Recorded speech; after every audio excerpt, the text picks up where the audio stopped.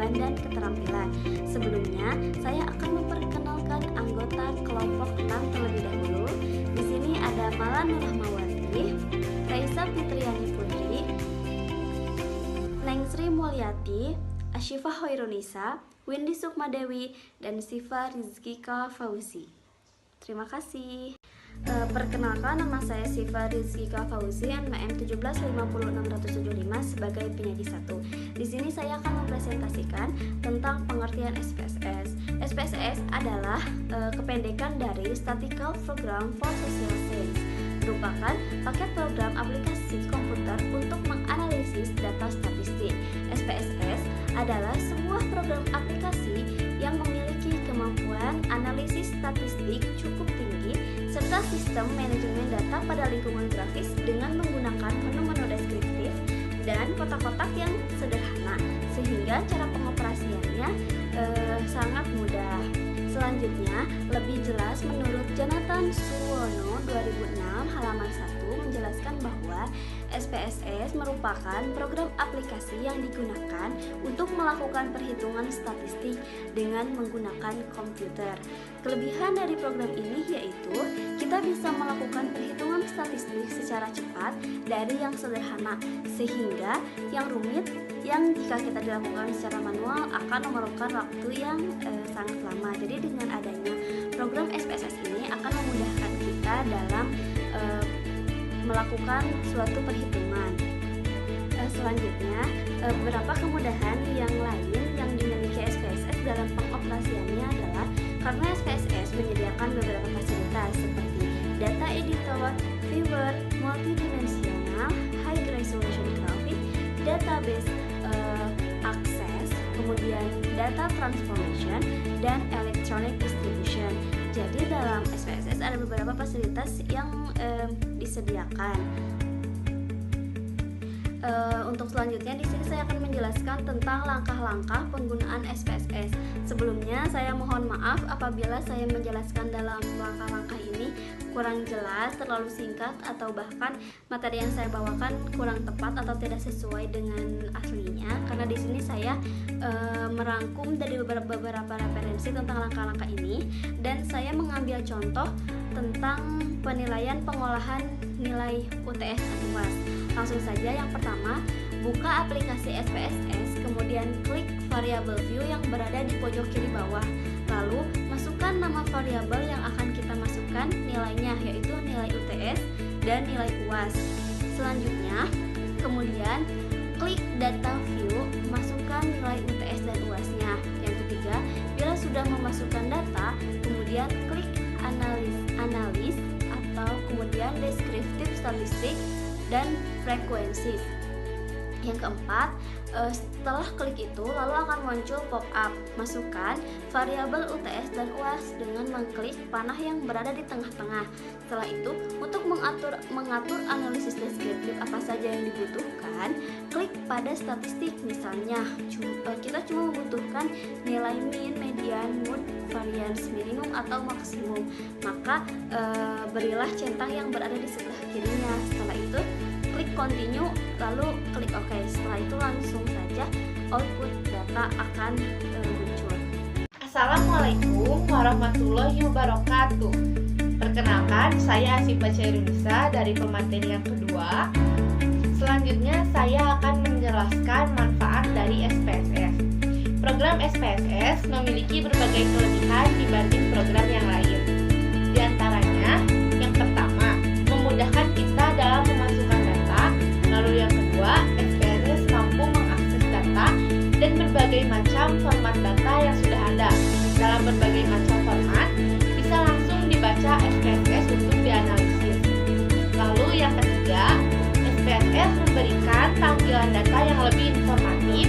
Dan yang terakhir, SPSS memberikan informasi yang lebih akurat dengan memperlakukan mixing data secara tepat. Untuk selanjutnya, saya akan menjelaskan tentang definisi dari blueprint. Menurut Oxford Dictionary, blueprint adalah detailed description of a plan atau deskripsi yang mendetail mengenai suatu rencana. Istilah blueprint umumnya digunakan oleh para arsitek untuk menyebut gambar atau rencana bentuk bangunan di atas kertas berwarna biru. Blueprint merupakan skala yang disajikan dalam bentuk tabel yang memuat uraian atau komponen-komponen atribut yang harus dibuat itemnya. Dengan adanya blueprint ini, setiap kegiatan akan memiliki kesesuaian dengan tuntutan, tantangan, dan kebutuhan. Karena di dalam cetak biru atau blueprint ini terdapat suatu kerangka kerja yang terperinci sebagai landasan dalam pembuatan kebijakan. Sekian yang bisa saya sampaikan. Untuk selanjutnya akan dilanjutkan oleh pemateri yang ketiga. Wassalamualaikum warahmatullahi wabarakatuh. Assalamualaikum warahmatullahi wabarakatuh. Saya Mala Nur Rahmawati. Pentingkah blueprint atau cetak biru bagi dunia pendidikan? Tentu saja penting. Blueprint atau cetak biru merupakan mimpi sekolah dalam hal bangunan sekolah. Tentu saja bangunan sekolah yang telah dan akan berdiri nanti akan berpengaruh terhadap keberlangsungan keseharian proses pembelajaran di sekolah. Blueprint juga dapat digunakan dalam proses pengolahan data penilaian di sekolah, yaitu sebagai media yang menuangkan hasil pengolahan data, salah satunya contohnya dari SPSS. Terima kasih. Assalamualaikum warahmatullahi wabarakatuh. Perkenalkan, nama saya Raisa. Saya di sini akan menjelaskan mengenai pengolahan penilaian pengetahuan. Penilaian pengetahuan merupakan proses pengumpulan dan pengolahan informasi untuk mengukur proses dan hasil pencapaian peserta didik, yaitu berupa kombinasi penguasaan kognitif, mengingat, memahami, menerapkan, menganalisis, dan sebagainya. Selanjutnya, teknik penilaian pengetahuan dibagi menjadi tiga. Yang pertama, tes tertulis, tes lisan, dan penugasan. Satu, tes tertulis, yaitu tes yang soal dan jawabannya disajikan secara tertulis, berupa pilihan ganda, isian, benar salah, menjodohkan, dan uraian. Yang kedua, yaitu tes lisan. Tes lisan di sini merupakan pertanyaan-pertanyaan yang diajukan oleh pendidik kepada peserta didik untuk merespon pada saat pembelajaran. Kesimpulannya, pendidik dapat memilih teknik penilaian yang paling tepat sesuai dengan karakteristik kompetensi dasar, indikator, tujuan pembelajaran yang akan dinilainya. Saya Sri Mulyati, NPM 1750666. Di sini saya akan menjelaskan mengenai instrumen penilaian pengetahuan. Nah, seperti sudah kita lihat ya, bahwa ini adalah salah satu contoh dari instrumen penilaian pengetahuan. Ada instrumen penilaian pengetahuan di sini. Di dalamnya yaitu terdapat nama peserta didiknya, kemudian juga muatan pembelajarannya, kelas, dan juga semester. Nah, pada tabel instrumen penilaian di sini, di dalamnya memuat nomor, kemudian kompetensi dasar, penilaian harian, di mana dalam penilaian harian itu di situ terdapat tema 1, tema 2, tema 3, tema 4, dan seterusnya ya. Nah, kemudian terdapat NPH, NPTS, NPAS, nilai kompetensi dasar, dan juga nilai akhir. Nah, keterangan dari tabel tersebut yaitu yang pertama ada nilai penilaian harian atau disingkat dengan NPH, merupakan rata nilai harian dari penilaian tes dan juga non-tes pada setiap kompetensi dasar per mata pelajaran.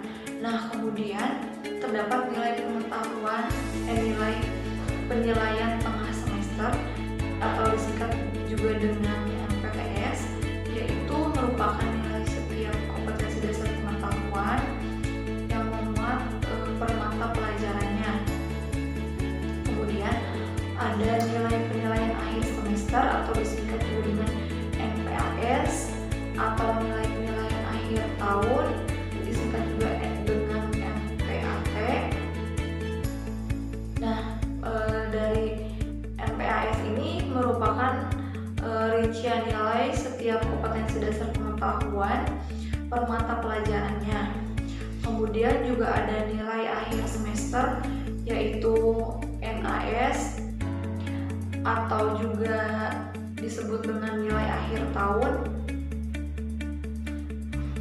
di mana diperoleh dari nilai NPH, NPTS, dan NPAS atau NPAT pada kompetensi dasar bermuatan pelajaran yang digunakan untuk pengisian nilai rapor. Nah, kemudian predikat diperoleh dari hasil nilai akhir masing-masing mata pelajaran sebelum dideskripsikan pada lapor. Tentang predikatnya itu ditentukan oleh masing-masing satuan pendidikan dengan mempertimbangkan KKM. Kemudian deskripsi pada lapor ditulis berdasarkan capaian nilai tertinggi dan terendah dari capaian kompetensi dasar yang ditulis berdasarkan capaian siswanya ya. Nah, pada kalimat deskripsi tersebut yang ada di lapor ditulis berdasarkan hasil analisis kompetensi dasar berupa kata kunci. Yang selanjutnya yaitu definisi penilaian keterampilan. Penilaian keterampilan adalah penilaian yang dilakukan untuk mengukur kemampuan peserta didik dalam menerapkan pengetahuan, yaitu melakukan tugas tertentu di berbagai macam konteks sesuai dengan indikator pencapaian kompetensi. Jadi dalam penilaian keterampilan ini sudah disesuaikan dengan kompetensi dasarnya atau juga tujuannya yang biasa kita lihat yang terdapat di buku guru. Nah, kemudian penilaian keterampilan ini dapat dilakukan dengan berbagai teknik, antara lain dengan penilaian praktik, penilaian produk, penilaian proyek, dan penilaian portofolio. Seperti sudah kita ketahui bahwa penilaian keterampilan dan juga penilaian pengetahuan ini dapat dilakukan dengan mengolah data. Dalam mengolah data ini kita bisa memanfaatkan teknologi saat ini ya, seperti menggunakan SPSS dan juga Microsoft Excel. Nah, pada penilaian keterampilan di sini dapat kita lakukan dengan penilaian praktik, dengan penilaian produk, penilaian proyek, dan penilaian portofolio. Perkenalkan, nama saya Windy Medi Sukmadewi, NPM 1750674. Di sini saya akan menjelaskan tentang teknik penilaian keterampilan.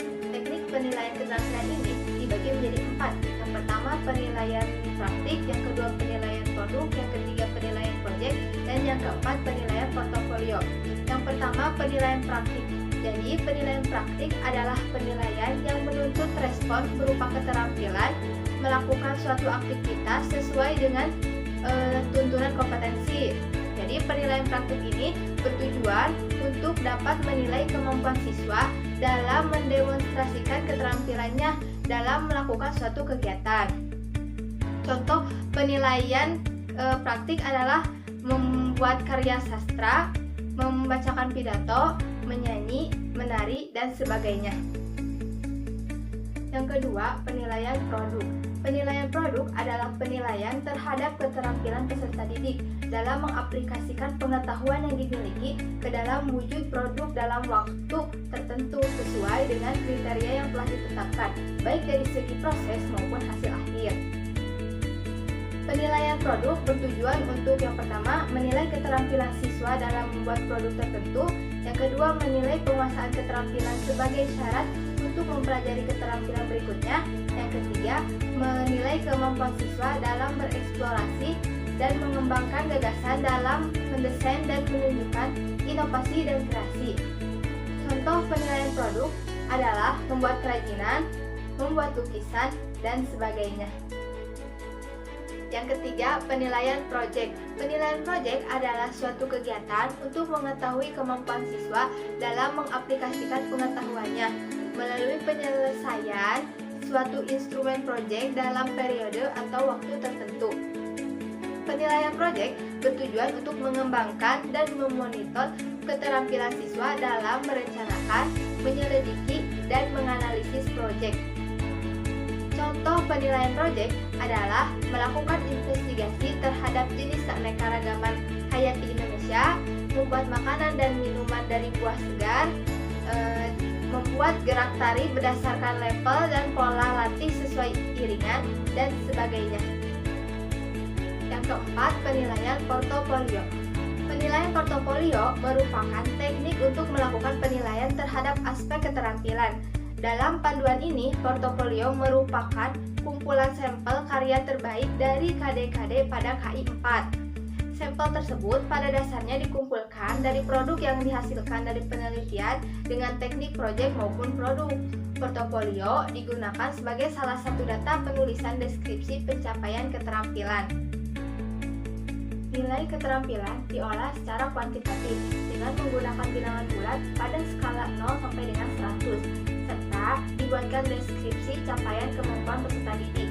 Deskripsi tersebut berupa kalimat positif terkait capaian kemampuan peserta didik dalam setiap muatan pelajaran yang mengacu pada setiap KD muatan pelajaran. Contohnya seperti Ananda Aurora sangat baik dalam mempraktikkan kegiatan persiapan pembaca permulaan, cukup dalam melafalkan bunyi vokal dan konsonan. Sedangkan nilai akhir penilaian keterampilan dihitung dari reratan nilai seluruh KD. Data pada tabel ini merupakan contoh instrumen penilaian keterampilan dalam satu semester untuk muatan pelajaran bahasa Indonesia. Di sini terdapat kolom KD, praktik, produk, proyek, skor, dan nilai